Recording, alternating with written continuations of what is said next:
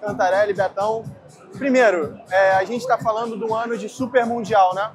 Expectativa dos times do Rio, você acha que algum dos times do Rio, Flamengo, Botafogo, Fluminense, conseguem beliscar um títulozinho? Ou chegar longe? Qual chega mais longe? Eu vou ser bem sincero, título eu acho quase impossível, assim. Se tem nesse momento, o time que chega mais perto, acho que é o Flamengo, né, meu? Eu acho que pela preparação de agora, nesse momento, se fosse para arriscar uma equipe e chegar longe, eu acho que é o Flamengo também.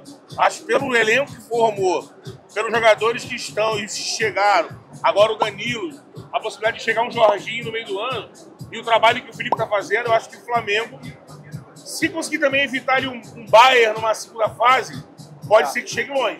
Eu acho que o Botafogo ainda tem tempo para reformular o elenco, está fazendo isso, contratando.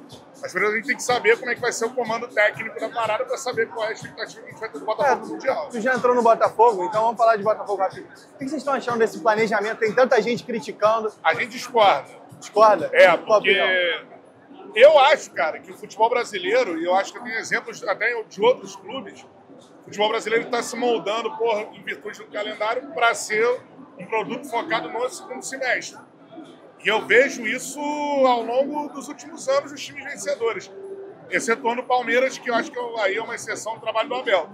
O próprio Flamengo, ele teve Jorge Jesus chega no segundo semestre, Dorival Júnior chega no segundo semestre, Felipe Luiz assume na reta final do ano todos os treinadores campeões que o Flamengo teve.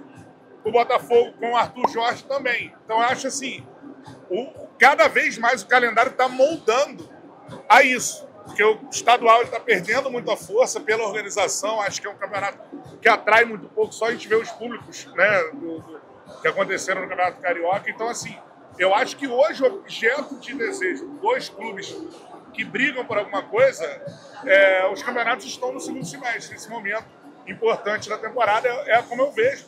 E eu vejo com naturalidade no Botafogo. Ele discorda. Eu acho que o Botafogo bateu cabeça. Porque eu concordo que no segundo semestre se definem as competições. Só que ainda ninguém provou o contrário. Ainda se busca preparar um time desde o início do ano. Se o treinador caiu, como o Cantarelli lembrou, do Flamengo principalmente, o trabalho era para aquele cara ir até o final. O cara caiu, o outro chegou e resolveu e ganhou. Mas eu ainda acho que, e você ouve o pessoal da bola, que a premissa de um elenco é você trabalhar ele desde a pré-temporada, pensando em ganhar no segundo semestre. E aí, lá na frente, se o trabalho deu errado, você troca. O Botafogo, me parece que o técnico... Primeiro, me parece que não tem ninguém abaixo do técnico com autonomia de... Depende muito dele. Aí ele tem Lyon, ele tem Inglaterra, ele tem outras coisas. O Botafogo levou o balão aí muito por isso, de contratação de jogador. E acho que ele já queria dar um treinador. Ele não quer um técnico do segundo semestre, ele já queria ter um agora. Ele teve não do Jardim, lá do México, outros disseram não. E eu acho que ele acabou entrando agora numa ciranda de nomes que não são do mesmo perfil. Até então, o Botafogo buscava técnicos com o mesmo perfil, ofensivo, agressivo. Ele já pensou no Tite, por exemplo.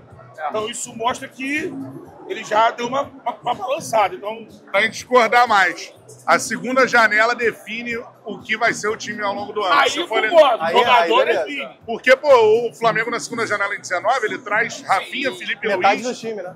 Gerson, Pablo Mari, tá certo? Tá certo. Botafogo, Almada, Igor Jesus, Alex Telles, Vitinho, por exemplo. 4 titulares, né? Se eu não estou esquecendo de alguém. Então, acho que assim, o time que termina o ano, ele passa por essa segunda janela, os clubes têm que ser assertivos por ali. A gente vai lembrar, o Flamengo contratou o Plata, que fez o gol da Copa do Brasil, na segunda janela também. Vai moldando o elenco, né? De acordo com o Nesse caso, eu concordo. Acho que jogadores, você pensar numa política de contratações mais pesadas para o segundo semestre, porque é onde se define, aí eu concordo. Mas eu acho que o treinador, quem mais ou menos direciona ali uma ideia do jogo e tudo mais, eu acho que ainda, se você perguntar no meio da bola, a ideia é que tem alguém que chegue em janeiro e pense. E o Brasil, infelizmente, o cara chegar até o outro ano é difícil. E aí troca, e aí às vezes chega depois e ganha. Mas eu ainda acho que o dirigente pensa em trazer alguém no início do ano. O Botafogo, eu não acho que o Botafogo está escolhendo não trazer alguém agora. Eu acho que ele queria trazer alguém agora, não deu certo, e acabou dando uma balançada, uma perdida. Mas eu acho que esse é o norte do futebol brasileiro hoje, o objetivo é o segundo semestre. E tudo que acontece no primeiro semestre acho que influencia muito pouco no que vai acontecer no restante do ano. A gente diverge nisso. Eu achei um bom ponto, eu gostei, deu um contraponto diferente. Mas agora falando de Charla Podcast, tá?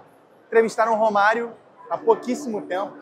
Vocês acham que zerou aí ou tem mais algum sonhozinho, Cara, algum nome? O Romário é o meu maior ídolo no futebol, assim. Acho que o nosso maior prêmio foi ele ter falado que, se não foi a melhor, foi uma das melhores entrevistas que ele já deu na carreira. Se emocionou, né? Sim, ele se emocionou e falou isso depois na festa de lançamento do canal dele. Então, primeiro agradecendo ao Romário, assim, por ter ido, porque pra mim foi uma realização pessoal, pro Betão também. Também, com certeza. O maior ídolo que o Betão tem na carreira é o meu maior ídolo é o Romário. O maior jogador que eu vi jogar no estádio, assim.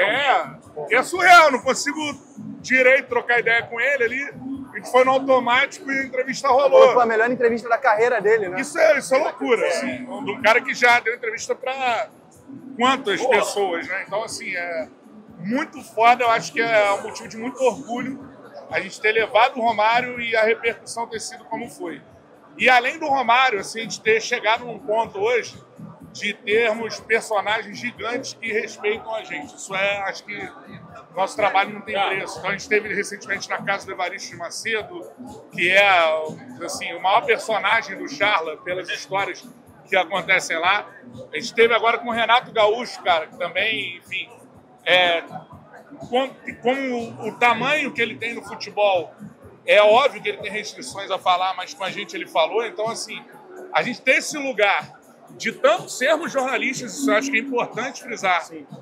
A gente é jornalista, a gente quer informação, mas de sermos respeitados pelos caras da bola, isso eu acho que é o nosso ouro, isso ninguém vai roubar da gente, né, Breno? Não, com certeza. Isso aí acho que a gente olha e fala, caramba, conseguimos chegar num ponto interessante aqui. Luxemburgo foi uma entrevista fora também que teve esse feedback de falar, vocês falam o que a gente pensa, representam. Deixa eu puxar a sardinha. Fernando Diniz. Eu sou apaixonado por um homem que se chama Fernando Diniz. E o Diniz quis conversar com a gente. Eu sou muito fã do trabalho dele, da forma que ele pensa. E eu acho que ele conseguiu expor ali. Eu acho que a galera viu um futebol e o Charla é isso. O Charla são histórias e profundidade também.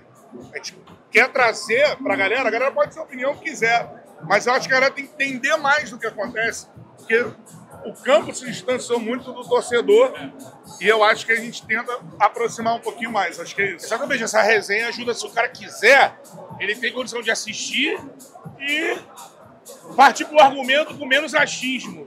Porque a gente, infelizmente, como o Canta falou, a bola ficou muito distante, a televisão convencional perdeu esse contato, mesmo tendo os direitos de transmissão, mas ficou uma coisa muito distante na hora de relacionar com o atleta, a gente tendo isso mais próximo. Então é importante, você falou de sonho, não dá pra zerar, né, porque o trabalho continua, né? Então tem Ronaldo Fenômeno, R10, outros treinadores, Filipão.